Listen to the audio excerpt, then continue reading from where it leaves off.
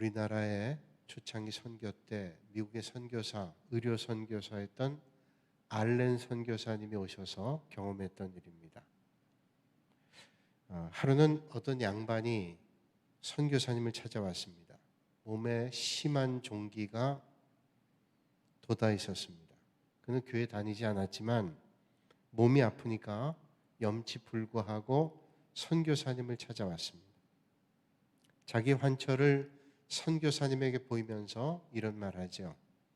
선교사님, 보시다시피 제 몸에 심한 종기가 생겼습니다. 듣자 하니 선교사님에게 좋은 약이 있다는 소문을 듣고 이렇게 체면불구하고 찾아왔습니다. 저를 좀 도와주세요. 그러자 선교사님이 그에게 페니실린을 주면서 말하죠. 이건 최근에 개발된 아주 좋은 항생제입니다. 이걸 드시면 몸이 좀 좋아질 겁니다.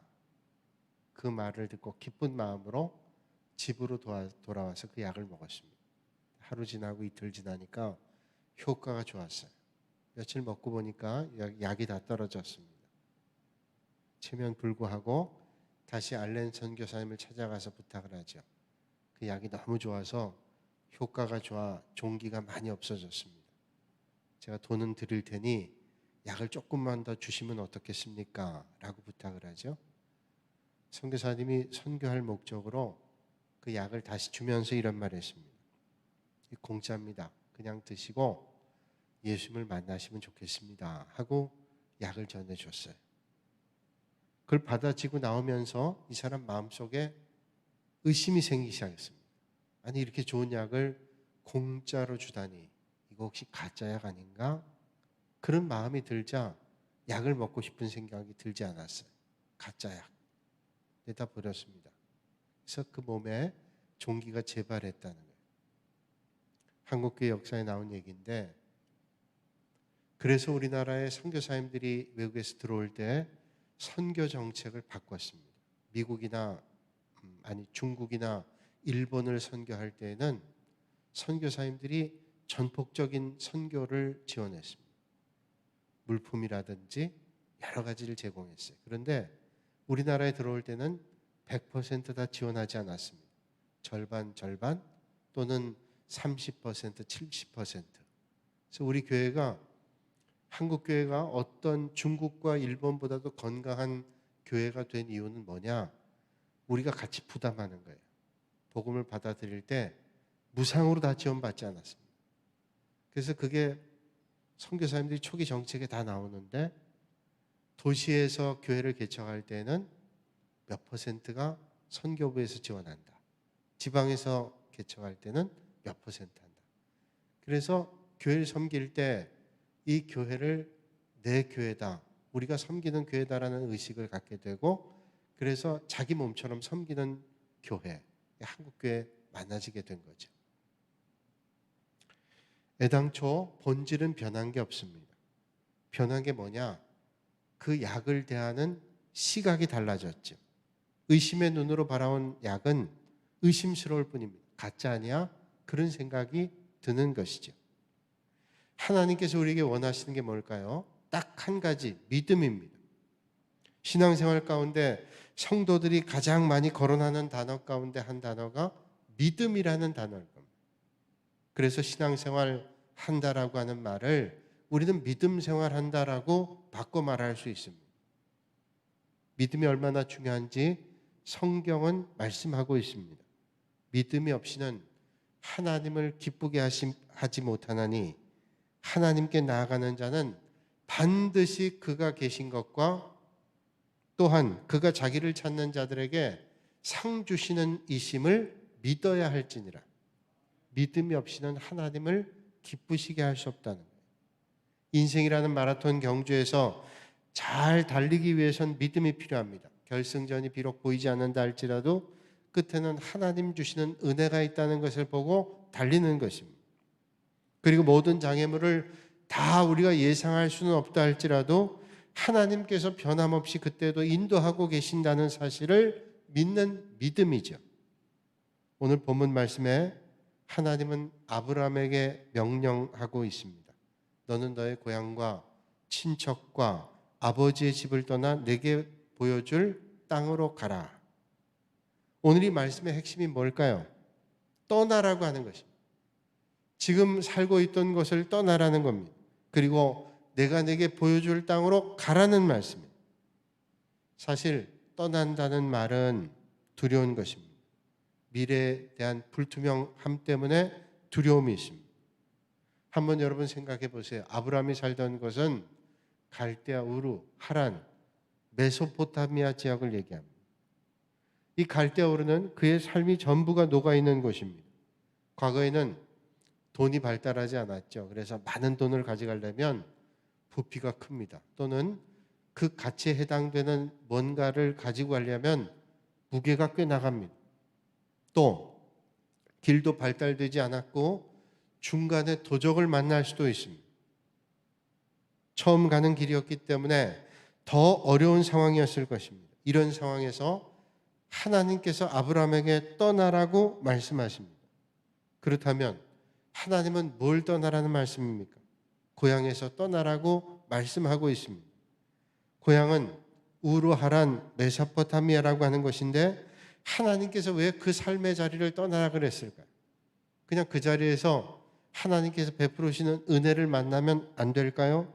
당시에 메소포타미아라는 곳은 다신 숭배가 많았던 곳입니다. 다시 말하면 우상 숭배가 만연했던 곳입니다. 하나님 섬기지 않고 우상 섬기는 사람들이 많이 있었기 때문에 하나님께서는 아브라함에게 고향을 떠나라고 말씀합니다. 그런 환경에서 믿음의 삶이 온전하기가 어렵다는 거예요. 그러므로 고향을 떠나라는 말은 우상 숭배를 떠나라는 말이고 하나님 아닌 것을 섬기는 자리를 떠나라고 말씀하고 있습니다. 그런데 생각해 보면 고향이라고 하는 것은 뿌리를 내리며 살고 있던 땅이요, 친척이라는 말은 아브라함을 도울 수 있는 그런 사람들이 있는 것이고, 아버지의 집이라는 것은 가족이나 생명도 나눌 수 있는 버팀목이 있는 것을 의미합니다. 그러므로 이 세 가지, 고향과 친척과 아버지의 집은 아브라함에게 무엇보다도 중요한 것이고 아브라함이 세상에서 의지할 수 있는 전부다, 이렇게 말할 수 있는 거죠. 그런데 자기가 의지하고 있는 모든 걸 버리고 새로운 환경으로 이사한다는 것은 대단히 어려운 일이 아닐까요? 더욱이 당시에는 부족 사회입니다. 아브라함, 이삭, 야곱, 요셉 다 족장 시대죠. 부족 사회입니다. 부족 사회, 부족을 떠난다는 것은 안전을 보장받을 수 없는 겁니다. 뿐만 아니라 하나님께서 떠나라고 하실 때 아브라함의 나이가 75세입니다. 그때 나이 개념과 지금 나이 개념은 좀 차이가 있지만, 그러나 75세라는 나이는 뭔가를 새롭게 시작하기에는 부담스러운 나이입니다. 정든 마을 떠나기도 어려운 나이입니다. 그럼에도 하나님께서 아브라함에게 이 세상이 주는 미래와 안전을 버리고 보여줄 땅이라고 말씀합니다. 그렇다면 왜 하나님께서 그런 말씀을 하셨을까요? 우리가 하는 말 가운데 물에 빠진 사람은 지푸라기라도 잡는다, 그런 말이 있습니다. 물에 빠진 사람 지푸라기 잡는다는 게 뭐예요? 물에 빠지면 수영 못하는 사람은 뭔가를 의지하기 위해서 막 잡습니다. 그래서 물에 빠진 사람 구하기 위해서 우리가 덤벼들었다가 같이 빠집니다. 절박합니다. 뭔가를 붙잡고 싶단 말이죠. 그런데 그런 절박한 것 가운데 있을 상황에서 그 붙잡아야 될 것을 놓으라는 말. 오늘 아브라함에게 부족사회, 자기의 부족을 떠나고 나이 많은 그때 떠나라는 말은 자기가 의지하고 있는 고향과 친척과 아버지의 집 버팀목마저도 버리라는 겁니다. 그건 왜일까요? 바꿔 생각하면 지푸라기가 없어야 허우적대기라도 한단 말이 아니에요. 지푸라기가 많으면 그 지푸라기 붙잡는 나로 그 지푸라기가 우리 인생을 살게 할 수 있을까요? 아니란 말이죠. 그렇습니다. 만약 우리가 무엇이든지 붙드는 것이 하나라도 있으면 위기가 왔을 때 절대로 먼저 하나님의 말씀을 붙잡지 않기 때문입니다. 자기가 의지하고 있는 그걸 붙잡지 절대로 말씀을 붙잡고 의지하지 않습니다. 하나님께서 하나님의 말씀을 따르기 위해서 그가 의지했던 고향, 친척, 아버지 집조차도 버려야 된다. 그러니까 주님 말씀하시는 거죠. 학벌을 의지하고 있다면 그 의지하는 학벌 떠나라. 능력을 의지하고 있다면 그 능력에서 떠나라. 돈을 의지하고 있다면 그 돈에서 떠나라. 사람을 의지하고 있다면 의지하고 있는 그 사람에서 떠나라 말씀하는 거예요. 세상 의지하는 것 떠나고 하나님만 의지하는 말씀이에요. 여러분, 믿음으로 사는 사람은 어떤 사람일까요? 이 세상에 하나님 외에는 아무것도 의지할 것이 없는 사람. 다른 방법이 없으니까 내가 하나님만 의지한다. 그것도 여러분 은혜입니다.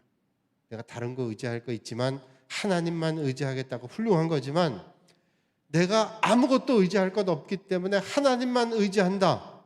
이건 생각해 보면 큰 은혜입니다. 내가 의지할 게 없으니 하나님만 의지한다. 아무리 허탄한 거 의지해도 하나님 의지하는 게 가장 큰 복이잖아요.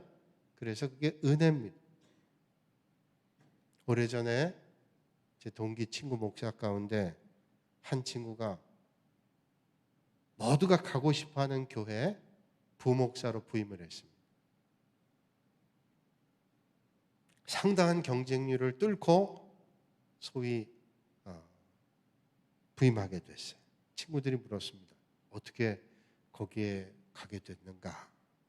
왜냐하면 그 친구가 뭐 특별한 능력이 있거나 뭐 탁월하거나 그렇지 않게 여겨졌던 거죠. 그러니까 물었습니다. 어떻게 갔어? 자신도 궁금했답니다. 내가 뭐 탁월한 능력이 있거나 그렇지 않은데 자기가 그 교회 된 게 자기 스스로도 참 궁금했답니다. 부임하고 나서 석 달이 지난 다음에 우연히 담임 목사님과 둘이 있을 기회가 있어서 담임 목사님께 여쭤봤답니다. 목사님, 쟁쟁한 목회자들이 많았는데 제가 부족하고 연약하고 그냥 상투적인 말이 아니라 별로 탁월하지도 않는데 왜 저를 선택하셨는지요? 라고 물었답니다. 그때 담임 목사님이 이런 말씀하셨대요. 우리 교회가 꽤 좋은 교회로 소문난 것 같습니다.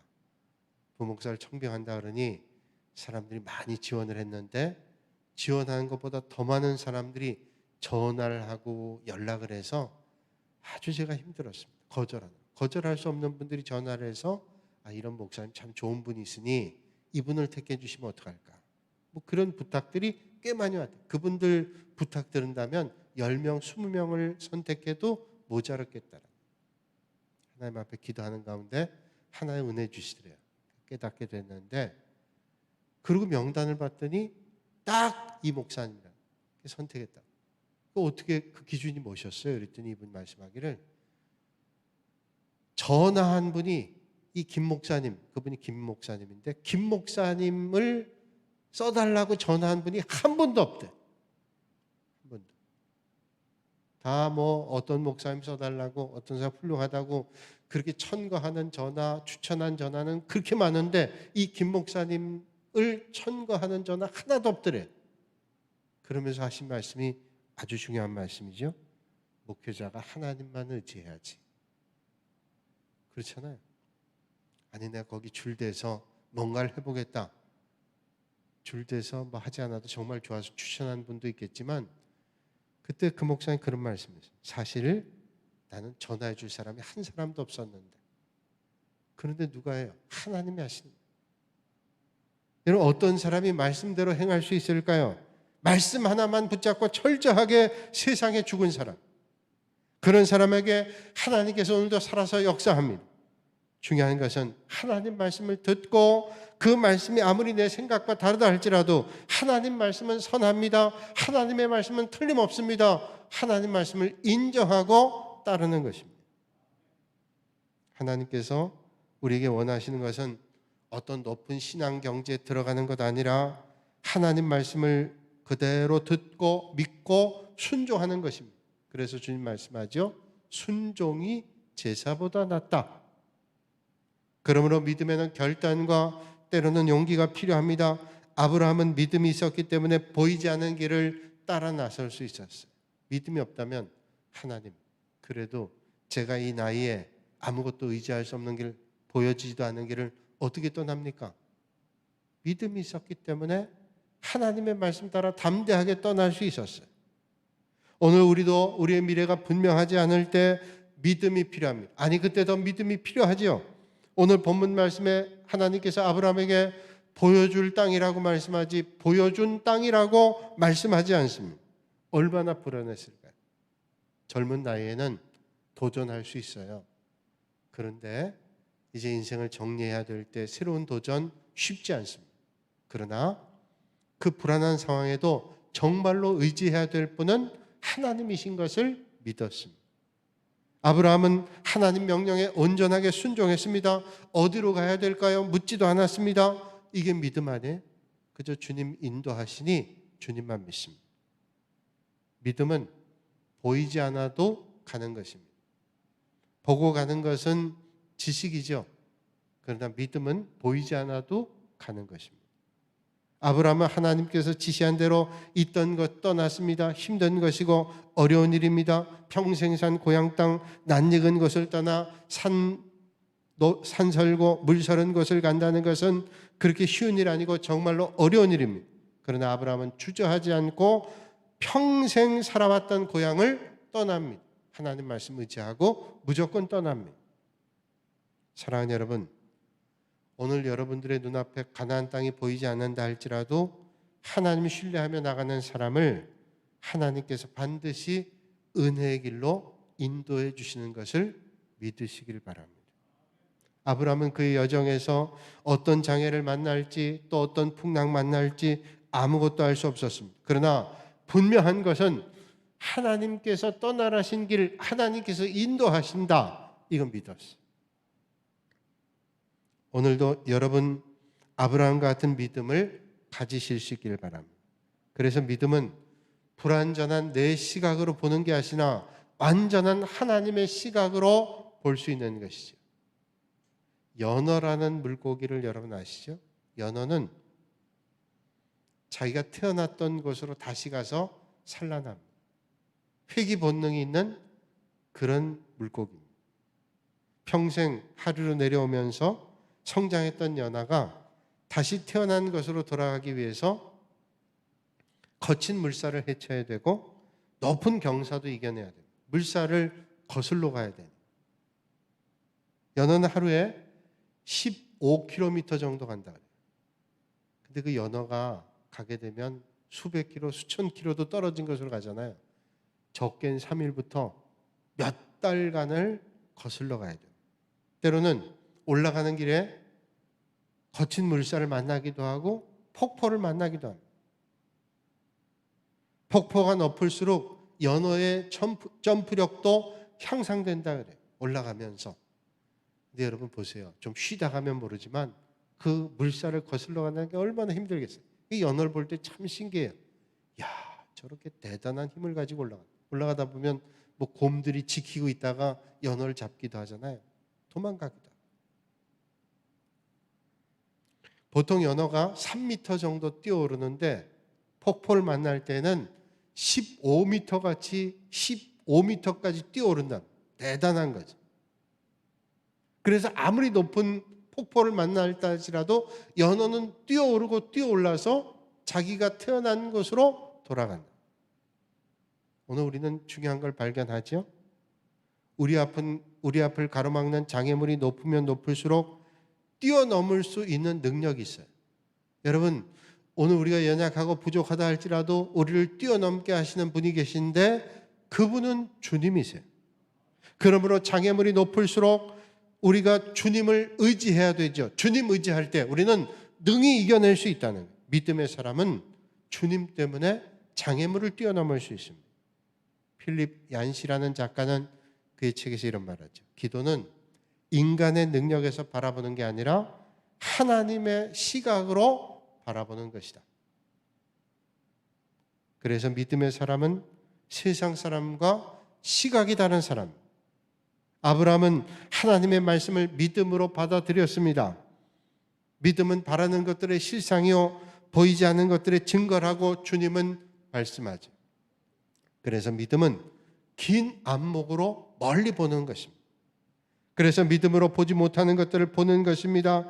남들이 보지 못하는 것을 보는 것이고, 남들이 듣지 못하는 걸 듣는 것이고, 남들이 생각하지 못하는 것을 생각하게 하는 것이고, 남들이 불가능하다고 하는 것을 가능하게 보는 것이 믿음입니다. 우리가 잘 아는 얘기죠. 어떤 대기업에서 아프리카 진출을 위해서 시장 조사를 보냈습니다. 2사람 보냈는데 2사람이 보고가 달라요. 한 사람은 긍정의 보고를 하고 한 사람 부정의 보고를 합니다. 시장 조사를 마치고 보고를 하는데 한 사람은 아프리카 사람들 보니까 한 사람도 신발을 신은 사람이 없어요. 보니까 무궁무진합니다. 저 신발 안 신고 있는 사람에게 신발 하나씩만 팔아도 엄청나게 팔릴 겁니다. 긍정의 보고죠. 근데 한 사람 보고 똑같이 보고 와서 한 사람 말합니다. 봤더니 신발 신는 사람이 한 사람도 없어요. 저 사람들은 신발을 사 신을 이유가 없습니다. 우리 갔다가 망합니다. 똑같이 봤어요. 아프리카 사람. 우리가 잘 알고 있는 얘기. 그런 얘기가 성경에 나오죠. 가나안 땅에 12명의 정탐꾼이 갔다 와서 여호수아 갈렙은 거기 하나님께서 우리에게 주신 약속의 땅입니다. 들어가면 됩니다. 하루아침 해장거리밖에 안 됩니다. 올라가십시다. 10명의 족장은 뭐라? 안 됩니다. 안악자손 덩치가 크고 성읍이 높고 도저히 우리는 도저히 그 성읍에 들어갈 수도 없습니다. 부정의 보고래. 똑같잖아요. 사람이 자기의 시각으로 바라보면 자기만큼의 능력으로 살지만 하나님의 능력으로 세상을 바라보면 하나님의 능력만큼으로 살아갈 수 있다는 거예요. 그래서 믿음은 바라는 것들의 실상이요 보이지 않는 것들의 증거라. 아브라함처럼 먼 안목으로 바라보면서 하나님의 약속을 붙잡고 끝까지 인내하면서 하나님의 약속 향해 나가시는 믿음의 성도들이 되시기를 바랍니다. 자, 그런데 아브라함이 가나안 땅에 도착했을 때 그 땅에 가나안 족속이 살고 있었어요. 성경 말씀 보니까 7 부족이 살고 있었죠. 6절 말씀 보니까 이렇게 말씀합니다. 아브라함이 그 땅을 지나 세겜 땅 모래 상수리 나무에 이르니 그때 가나안 사람이 그 땅에 거주하였더라. 아니 도착했더니 가나안 사람이 있었습니다. 아니 하나님께서 약속해 주신 땅이요 그리고 주시겠다는 땅인데 그러면 그 땅은 다 준비가 돼 있어야 되잖아요. 7 족속이 있습니다. 어떻게 해야 됩니까? 전쟁을 치러야 돼요. 하나님이 약속하신 땅인데. 근데 주님이 말씀하시는 거예요. 내가 이 땅을 내 자손에게 주리라 하신지라 자기에게 나타나신 여호와께 그가 그곳에서 제단을 쌓아. 아브라함이 약속의 땅 들어갔더니 7 족속이 있어요. 낭패된 일 아니에요? 그런데 주님 말씀하십니다. 내 자손에게 주리라 한 땅이라는 거예요. 그때 그 말씀을 듣고 아브라함이 제단을 쌓았습니다. 무슨 말씀이에요? 이 땅은 약속의 땅, 의심하지 말고 믿으란 말이에요. 하나님 말씀 분명하게 믿고 하나님께 예배드리라는 말씀. 아브라함은 그 말씀을 듣고 제단 쌓습니다. 하나님 말씀대로 하나님께 예배를 드렸어요. 여러분, 때로는 하나님의 응답이 늦어질 때 우리를 힘들게 할 때 있지만 그때 더 믿음이 필요할 때고 그때 더 하나님 앞에 예배 드릴 때 올 한 해 하나님 앞에 더 예배 드리는 여러분들이 되시기를 주님의 이름으로 축복합니다. 믿음이 없이는 하나님을 기쁘시게 할 수 없다고 주님 말씀했습니다. 더 나아가서 하나님께 나아가는 자는 반드시 그가 계신 것과 또한 그가 자기를 찾는 자들에게 상 주시는 이심을 믿어야 할지. 하나님 계시고 그분은 우리에게 상 주시는 분이시다. 그런 마음을 가지고 믿음을 가지고 하나님을 기쁘시게 해드리라고 말씀하고 있습니다. 창세기 15장 6절 말씀 보면 하나님께서 아브라함에게 이런 말씀하죠. 아브라함이 여호와를 믿으니 여호와께서 이를 그의 의로 여기시고 아브라함이 하나님을 믿으니까 그 믿음이 그의 의로 여겼대요. 믿음을 의로 여겼다는 거예요. 우리가 의로워서가 아니라 하나님을 믿기 때문에 하나님께서 의롭다고 인정하셨습니다.